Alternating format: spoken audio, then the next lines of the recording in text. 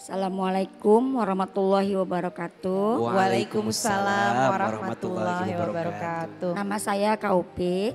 Izinkan saya bercerita ya Ustadz. Saya kecelakaan satu keluarga.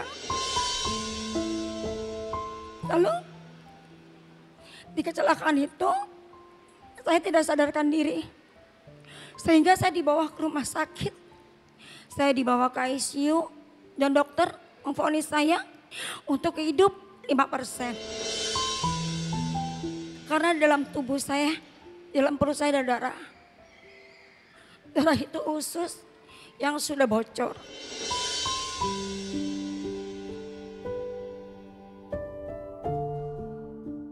Karena waktu itu katanya saya ketiban mobil Ustadz.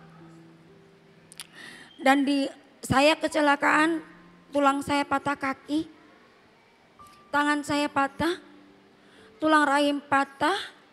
Di ICU itu saya udah gak sadarkan diri, saya melihat jasad saya sendiri Ustadz. Saya melihat orang yang talkinin saya lihat suami saya nangis terus. Saya lihat komputer saya, denyut jantingnya sudah lurus. Di situ saya di bawah pohon-pohon surga, bunga-bunga surga yang gak ada di sini. Di sana saya 13 hari Ustadz. Jadi 13 hari. Tapi saya gak sepersekian detik pun gak ada di dunia. Dan terakhir roh saya sudah ada di kubur. Saya berdiri. Terang kubur saya Ustadz. Di situ saya minta tolong. Setelah saya sadar, saya haus. Saya diberikan minum 1 tetes air putih. Begitu berharganya air putih buat saya Ustadz. Setelah saya sadar, saya dimasukkan lagi ke ruang isolasi yang benar-benar hidup sendiri. Di situ saya didatangi dengan 2 pakaian hitam-hitam, tinggi besar, melebihi Eternit. Tapi dia tidak melihatkan wajahnya. Tapi dia melengos Ustadz, dia balik lagi. Di situ saya baru sadar Ustadz.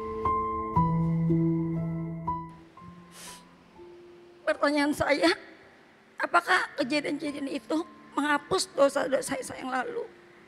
Karena dulu saya tidak pernah menggunakan hijab, pakai rok-rok mini seperti itu. Dan kita nggak tahu dosa saya seluas lautan, saya nggak tahu Ustadz. Terima kasih Ustadz. Assalamualaikum warahmatullahi wabarakatuh. Bunda, sebenarnya kalau kita perhatikan, setiap malam kita tidur. Tidur itu kan hakikatnya kita dimatikan sementara. Maka doa sebelum kita tidur apa bacaannya? Bismika Allahumma ahya wa bismika amut. Dengan menyebut namamu ya Allah yang menghidupkan dan dengan menyebut namamu ya Allah yang mematikan. Jadi tidur rehatnya kita di malam hari itu pertanda bahwa kita ini akan ada masa untuk hibernasi istilahnya. Untuk menyelesaikan semua aktivitas dan izin kemudian kita tertidur.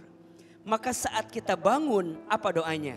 Alhamdulillahilladzi ahyana ba'dama amatana wa ilaihin nusyur. Alhamdulillahilladzi ya Allah ahyana engkau hidupkan kami ba'da amatana setelah engkau matikan kami. Maka ini pelajaran adab-adab sebelum tidur yang tidak boleh kita tinggalkan. 1 misalnya berdoa, betul? 2 berwudu, bahkan lebih baik ada sholat witir sebelum kita tertidur. Agar saat kita tidur mati sejenak dalam tidur, mati dalam keadaan baik dan kita tidak tahu apakah akan hidup lagi besok atau tidak. Betul gak? Sok, gak usah jauh-jauh. Bunda izin ya, pernah gak sebelum tidur minta gini, ya Allah hidupkan lagi aku besok? Enggak. Langsung Iya. cepet ya bunda-bunda menjawabnya ya. Iya, Baru kerasa, oh iya ya Iya. gitu. Dan kita jarang minta itu.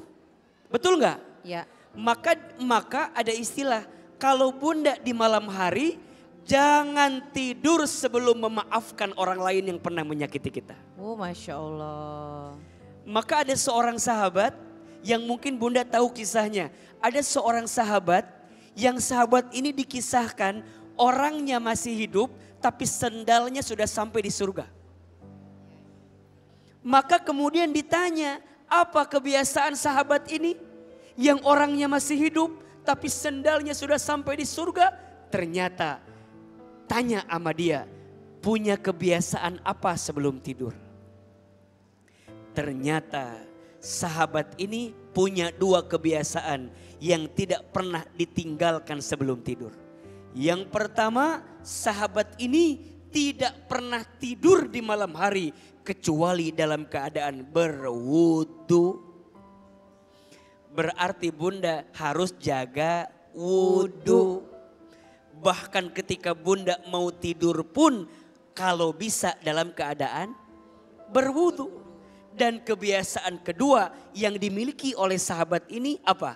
Sahabat ini tidak pernah tidur di malam hari kecuali sebelum itu memaafkan semua orang yang pernah menyakiti kita.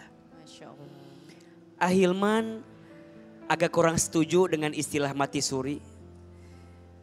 Mungkin lebih tepat tidak sadarkan diri. Ya.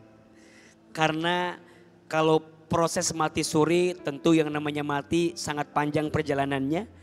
Dan yang kita percayai setelah kehidupan dunia itu ada kehidupan alam kubur. Betul. Dan itu yang nanti kita akan ketemui. Yang sampai di alam kubur kita akan ditanya man rabbuka. Betul?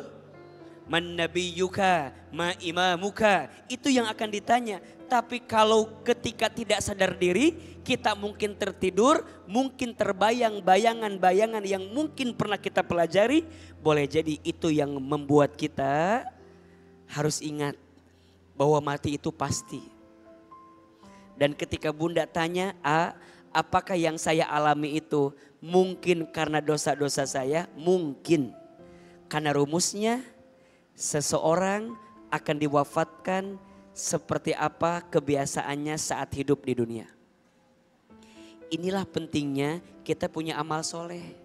Agar saat nanti kita kembali kepada Allah bawa amal soleh. Karena alam kubur kita ditentukan tergantung amal soleh kita saat hidup di dunia. Insya Allah.